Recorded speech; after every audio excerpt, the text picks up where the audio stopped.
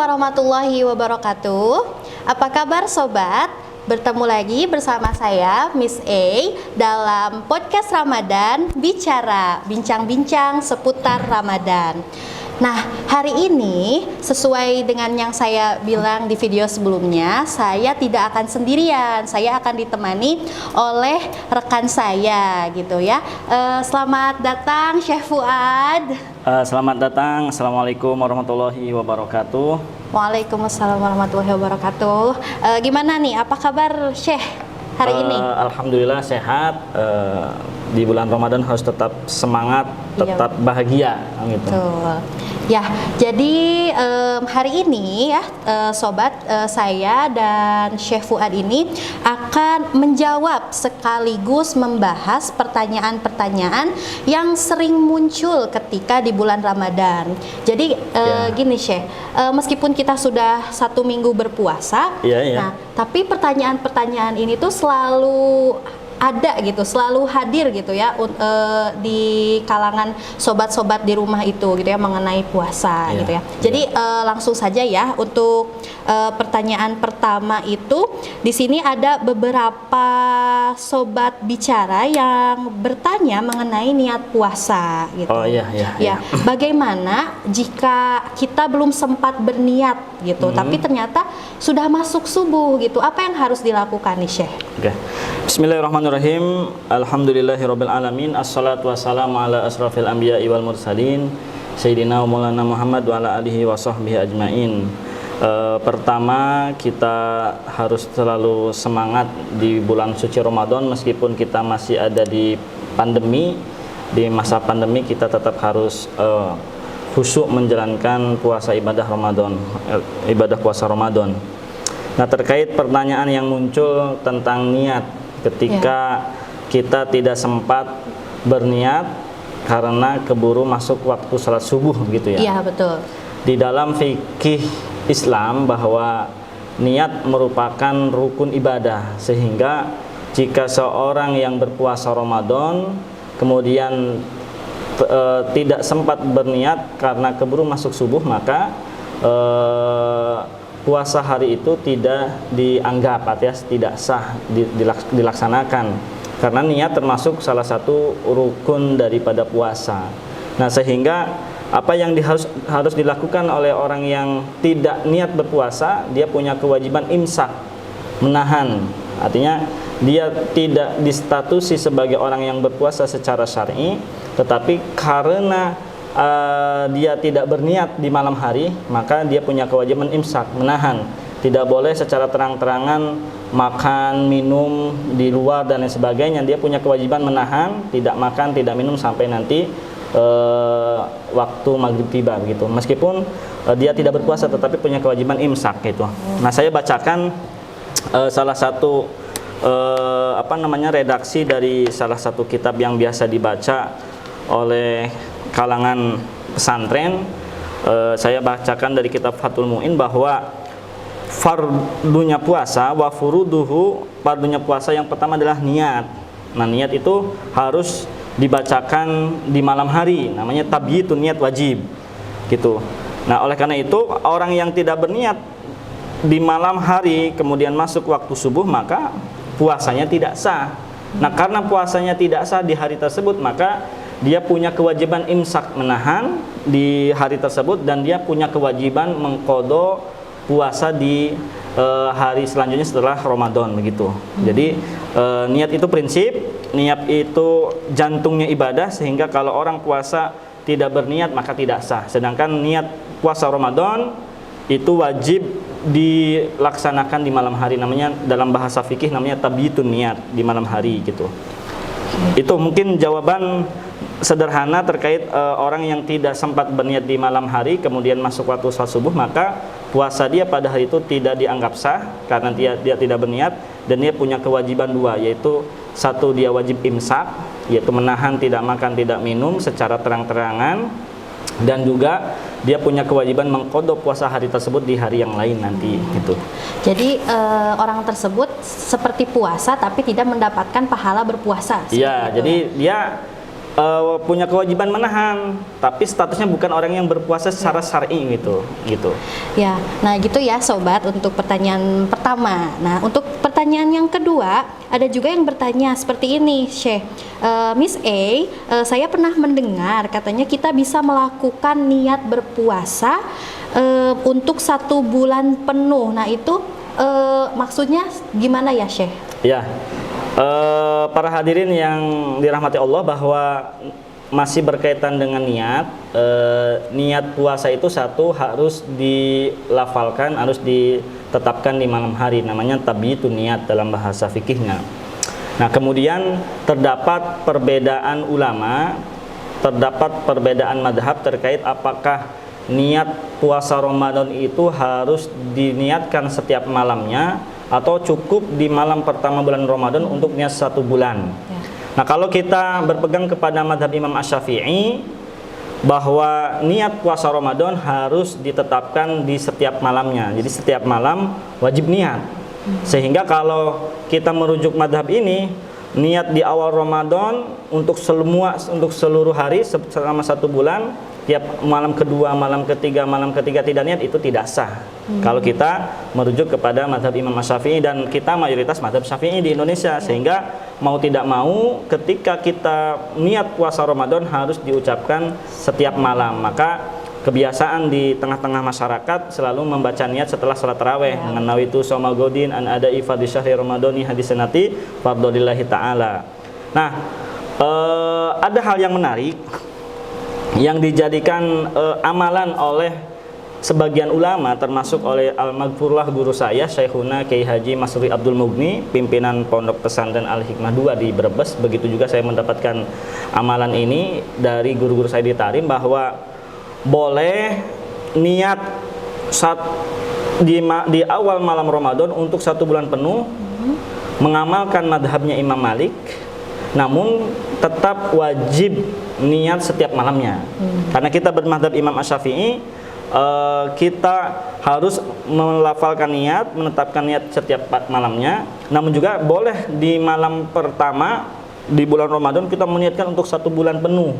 Ini sebagai bentuk ikhtiyat, mengikuti madhab Imam Malik dalam bab ini, sebagai bentuk ikhtiyat. Ini amalan guru-guru saya, supaya ketika ada 1 malam kita lupa, tidak niat, ternyata sudah diakomodir dengan pandangan madhabnya Imam Malik. Ini itu amalan yang dilakukan oleh sebagian guru-guru saya, dan saya juga mengamalkan. Jadi di malam awal Ramadan saya meniatkan, pertama saya niat puasa sebulan penuh taklidan mengikuti Imam Malik.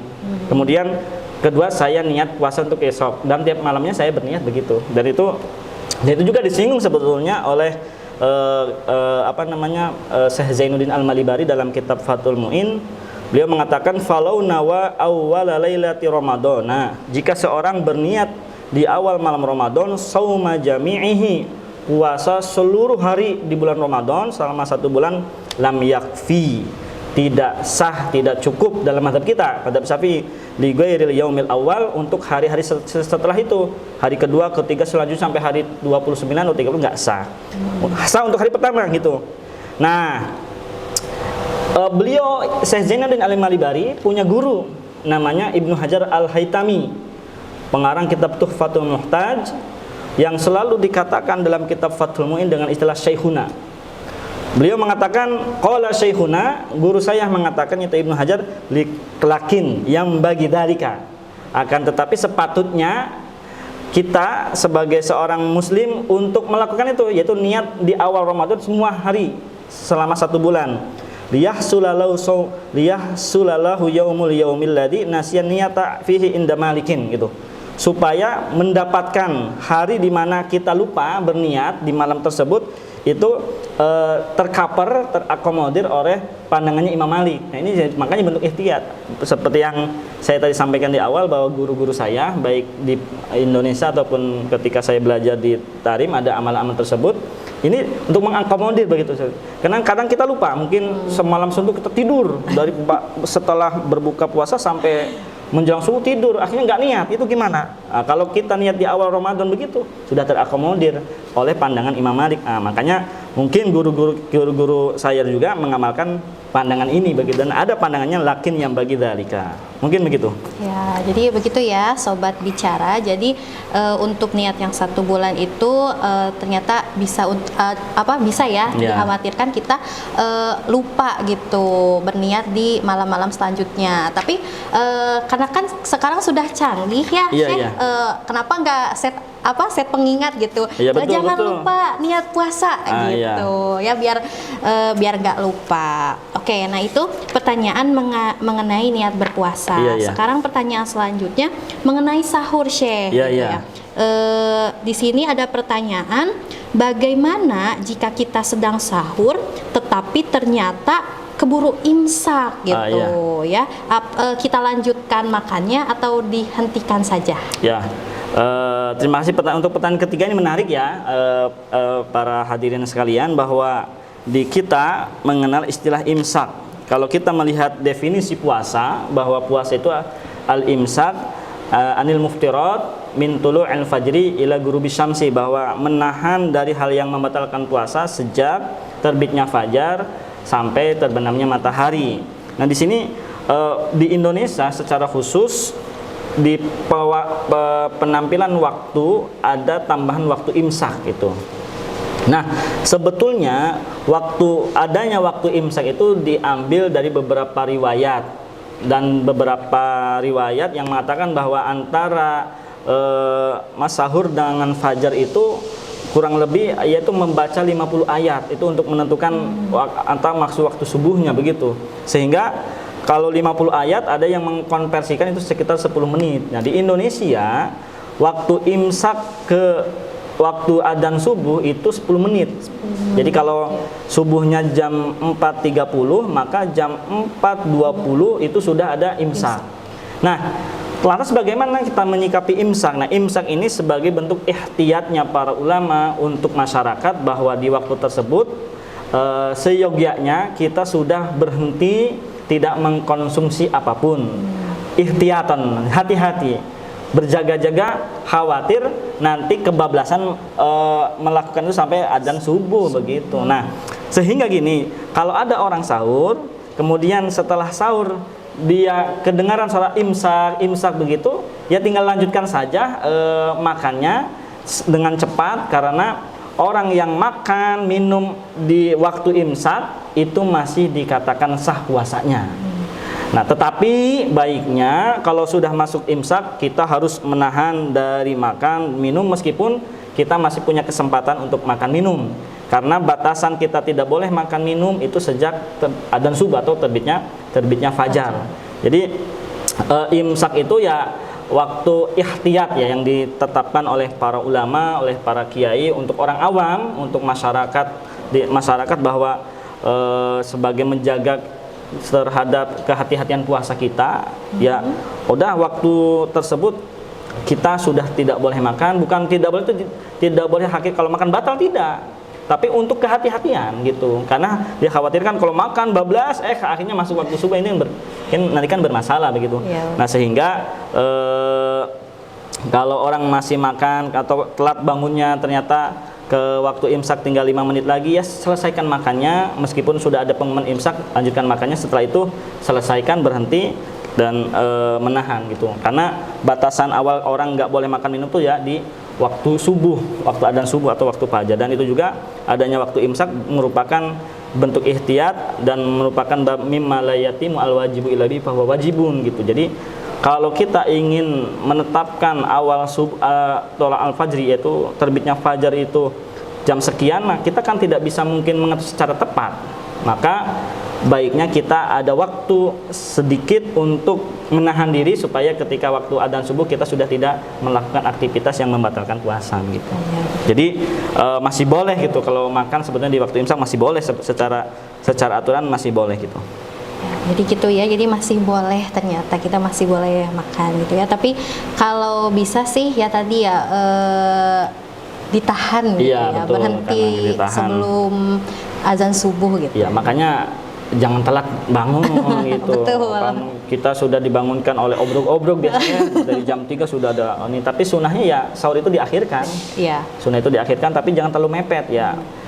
jam 4 lah kalau kita udah sunah sahur ya, di jam 4.20 atau kan karena adanya mungkin sekarang jam 4 sekitar 40-an atau gitu ya, kita di jam 4.25 udah berhenti gitu. Saya juga kadang ketika belum ada pengumuman imsak atau ada sirine ya, kadang saya masih minum gitu, dan itu ya tidak membuat batal puasa saya gitu, karena emang imsak itu ya di setting untuk seperti itu. Tapi baiknya kalau sudah dia sudah punya waktu luas ya ngapain dia ini, dan kecuali orang yang telat emang bangunnya gitu, telat tapi masih ada waktu untuk mengkonsumsi untuk sahur, ya itu sahur aja gitu meskipun sudah masuk ya imsak gitu. Ya, jadi dipergunakan bagi yang telat, dipergunakan waktu imsaknya seefisien mungkin gitu ya. Iya, betul. Nah, itu tadi mengenai imsak ketika sahur. Sekarang mengenai sahurnya itu sendiri, Syekh. Jadi ada beberapa orang yang memilih tidak melakukan sahur gitu. Sedangkan sahur sendiri kan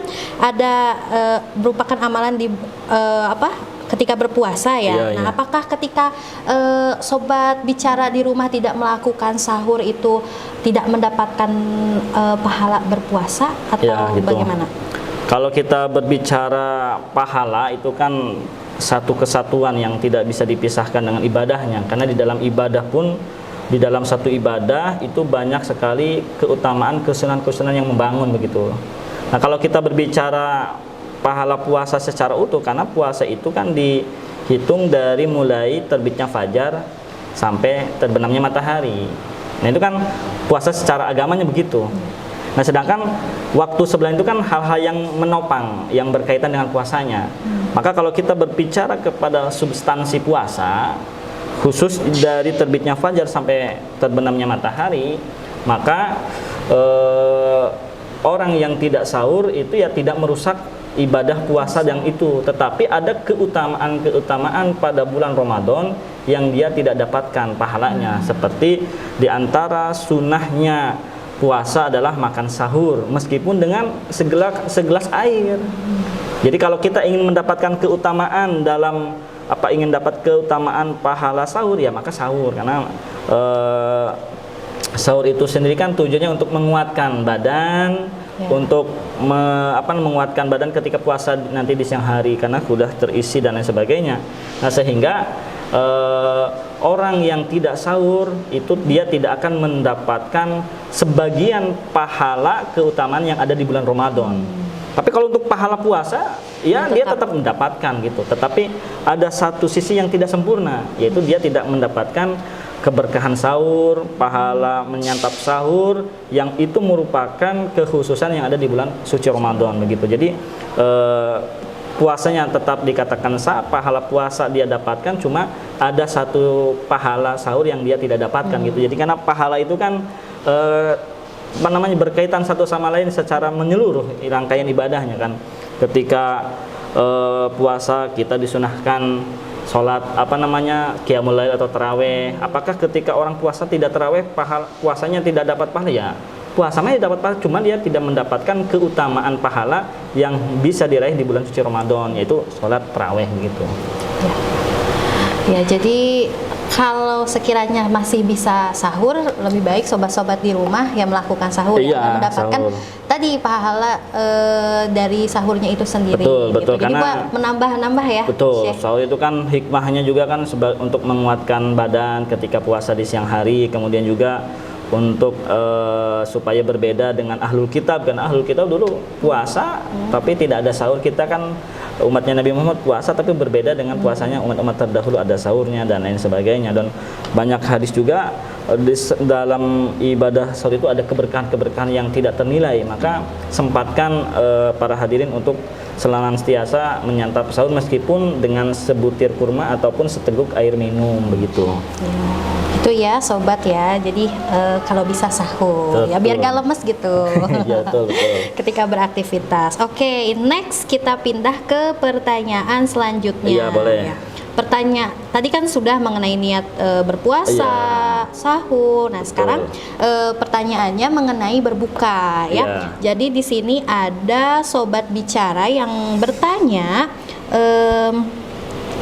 mengenai disunahkannya berbuka puasa dengan yang manis-manis itu seperti kurma ya, 3 butir kurma.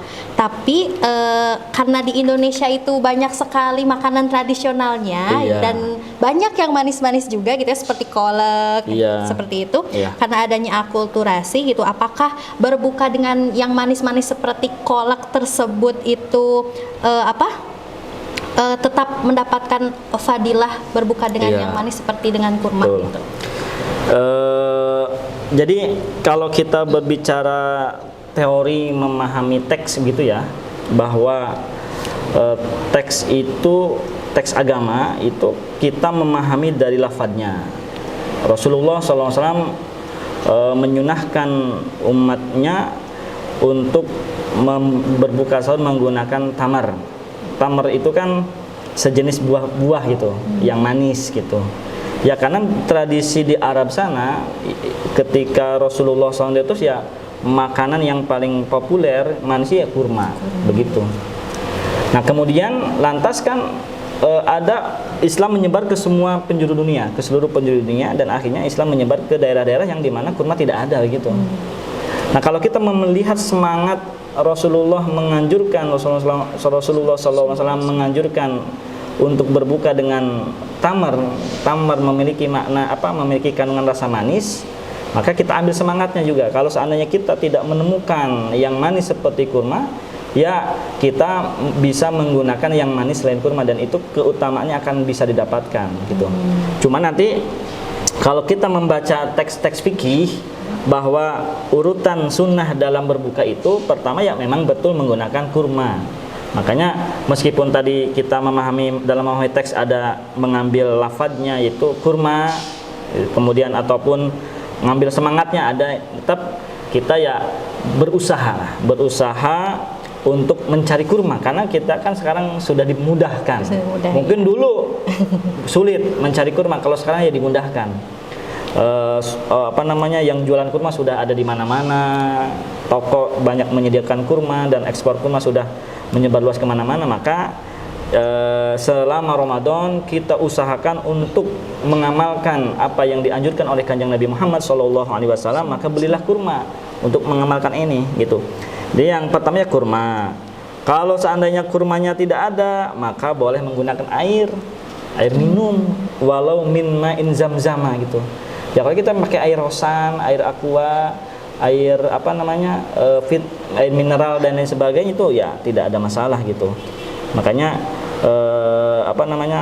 keutamaan kita berbuka dengan hal yang manis kita tetap dapatkan meskipun kita tidak menggunakan kurma gitu.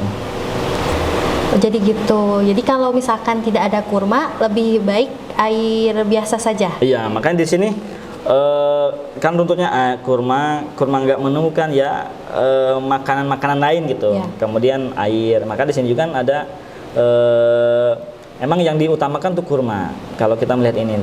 Makanya kalau sekarang kan fasilitas kemudian kebutuhan terkait itu mudah untuk didapatkan. Nah, di sini juga banyak ulama yang mengatakan la syai'a afdalu ba'da tamri ghairul ma gitu. Kata Imam Nawawi dan Imam Rafi'i mengatakan tidak ada yang lebih afdol setelah kurma kecuali air. Bahkan Imam Ar-Ruyani mengatakan al-hulwu afdalu minal ma. Tuh. Terdapat perbedaan pandangan mengenai ketika kurma tidak ada. Kalau Imam Nawawi dan Imam Rafi'i lebih cenderung setelah kurma itu air. Tapi kalau Imam Royani lebih cenderung setelah kurma itu ya manisan tadi yang kayak kolak, manisan-manisan gitu. Tetapi ini ya perbedaan perbedaan pandangan para fuqaha menyikapi masalah ini adalah bentuk keleluasan kita untuk mengamalkan, dan ketika kita mengamalkan semuanya itu ya kita punya sandaran sebetulnya, apalagi sandaran dalam mazhab Imam Asy-Syafi'i begitu. Gitu. Tapi kalau misalkan saya nih ya Syekh, di rumahnya cuma ada air sama kolak, nah mana dulu nih yang harus saya konsumsi? Dahulukan ya, maka utamakan yang manis dulu. Berarti kolak dulu kemudian air gitu. Karena kalau kita mengamalkan pendapatnya Imam Royani dan mengamalkan semangat daripada rasa kurma itu sendiri kan gitu. Tapi kalau kita ingin mengamalkan pandangannya Imam Nawawi air dulu, karena kata beliau tidak ada yang lebih utama untuk berbuka puasa setelah kurma kecuali air. Tapi kalau kita pandangan Imam Royani, air setelah air ya apa yang manis-manis, kolak dan sebagainya gitu. Jadi kita bisa bebas mau. Kalau seandainya kok saya minum air dulu, ikut Imam Nawawi dan Imam Rafi. Ternyata saya ikut, kalau ikut Imam Royani kan semuanya enak, tidak ada masalah gitu, dan semuanya dapat sunnah gitu. Iya, nah akhirnya terjawab juga ya untuk pertanyaan mengenai berbuka dengan yang manis-manis. Nah, ini ada yang terakhir nih Syekh, pertanyaan terakhir yaitu mengenai azan maghrib. Nah, kemarin-kemarin juga saya menemukan berita katanya di Malaysia itu salah satu stasiun penyiaran ya salah gitu menayangkan azan. Ternyata belum waktunya gitu. Bagaimana? Apakah tetap mendapatkan pahalanya atau tidak? Betul. Ini penting sekali, ini yang sering disalahpahami di kebanyakan masyarakat, dan saya juga di sini saya punya catatan khusus gitu. Saya itu terkadang heran ya ketika mau menjelang maghrib kok adzan saling bersautan satu sama lain gitu.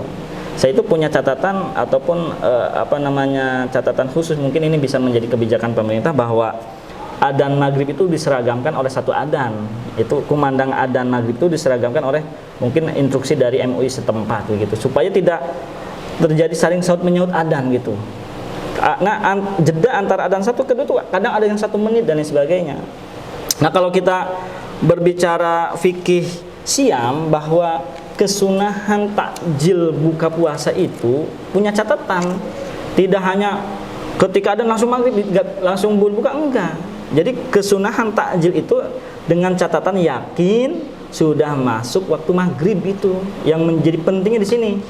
Orang banyak kadang karena mungkin kehausan atau kelaparan ya, kemudian juga ada pandang semangat mengamalkan sunnah takjil, akhirnya langsung adzan aja, semangat adzan aja supaya cepat-cepat. Ini nggak dibenarkan, bahwa kita tinggal di daerah yang terhalang oleh bangunan-bangunan umron.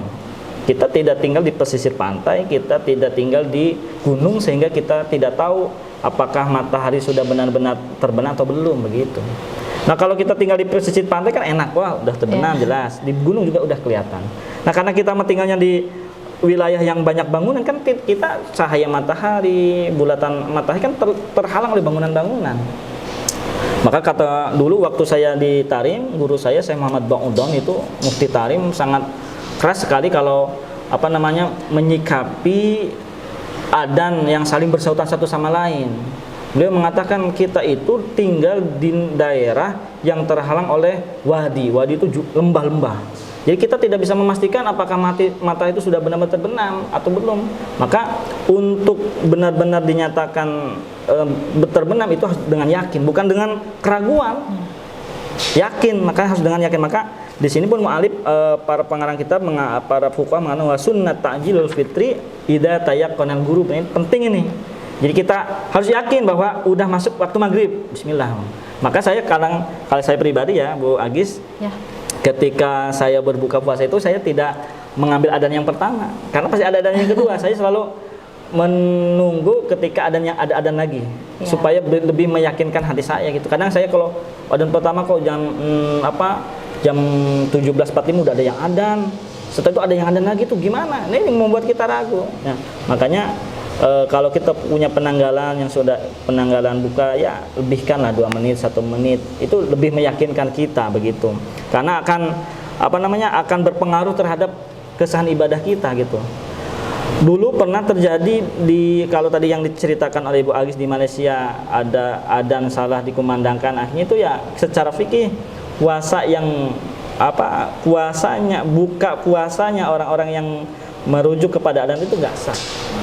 Nah, jadi itu ya, alhamdulillah Sobat Bicara, pertanyaan-pertanyaan yang diajukan Sobat Bicara sudah terjawab dan terbahas oleh Syekh Fuad. Nah, untuk Sobat Bicara di rumah, jangan lupa diklik tombol subscribe-nya dan jangan lupa di like ya. Terus jangan lupa di turn on notification-nya biar nanti ketika podcast Bicara post video baru, Sobat Bicara dapat notifnya ya.